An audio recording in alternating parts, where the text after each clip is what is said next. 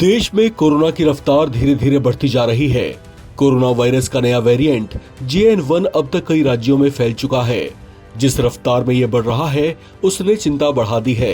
संक्रमितों की संख्या में इजाफा होता जा रहा है। शुरू में इसे लेकर कहा जा रहा था कि कोविड-19 का ये वेरिएंट ज्यादा घातक नहीं है, लेकिन अब ये जानलेवा साबित होता दिख रहा है। पिछले 24 घंटों के दौरान ही 7 लोगों की मौत हो गई है, जबकि इस नए वेरिएंट से देश की राजधानी दिल्ली में भी पहली मौत का मामला सामने आया है। इसके अलावा दिल्ली में 24 घंटों में 56 नए मामले भी दर्ज किए गए हैं, जिसके बाद दिल्ली में कोरोना के कुल एक्टिव केसों की संख्या 294 तक पहुंच गई है।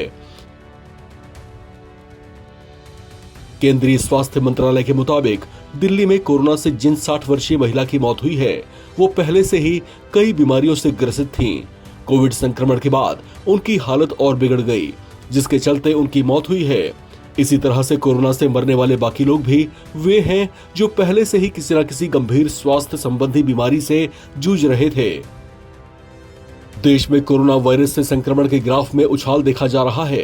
कुल एक्टिव केस 2710 तक पहुंच गए हैं। पिछले 24 घंटों में 511 नए संक्रमित मरीज पाए गए हैं, जबकि 255 लोग ठीक भी हुए हैं। हालांकि संक्रमण की रफ्तार के मुकाबले इससे ठीक होने वाले मरीजों की रफ्तार आधी है। इस साल की शुरुआत से अब तक कुल 1170 लोग कोरोना को मात दे चुके हैं। वहीं संक्रमितों की बात की जाए तो कोरोना के सबसे ज्यादा मरीज केरल में हैं। यहाँ पर कुल संक्रमितों की संख्या बढ़कर 1147 तक पहुंच चुकी है। संक्रमण के मामले में महाराष्ट्र 424 केस के साथ दूसरे नंबर पर है।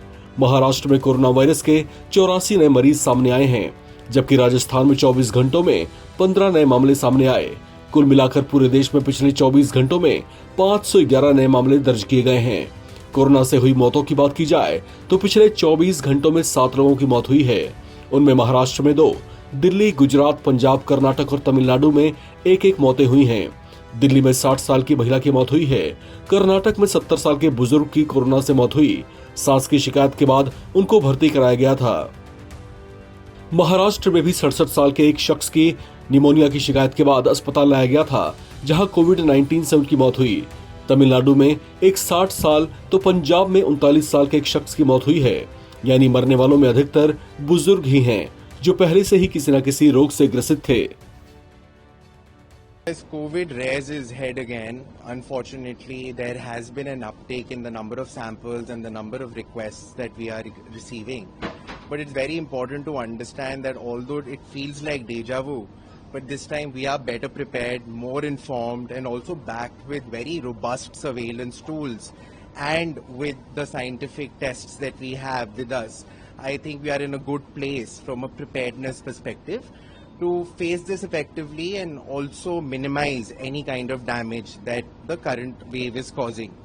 Now, firstly, we must understand that the current variants that are circulating are again a sublineage of the Omicron virus, that is the BA.286 subvariant that it had.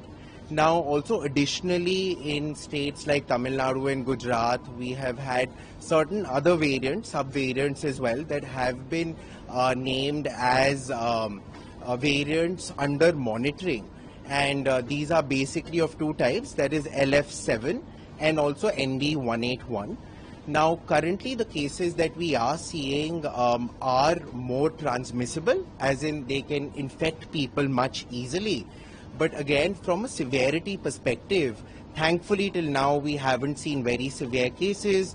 All of these are actually presenting as common colds and flus and the usual symptoms that we have in any kind of a common cold. Even hospitalizations have been minimal. What has essentially happened is that whenever there is an RNA virus like the COVID virus and it replicates, it undergoes some mutations. These mutations essentially in these particular variants that we are seeing are happening in the spike proteins. Now, when these mutations are happening in these spike proteins, the transmissibility is increasing, but thankfully the severity is not increasing. But of course, the virus does mutate to get stronger, but we have to evolve so that we can outsmart it.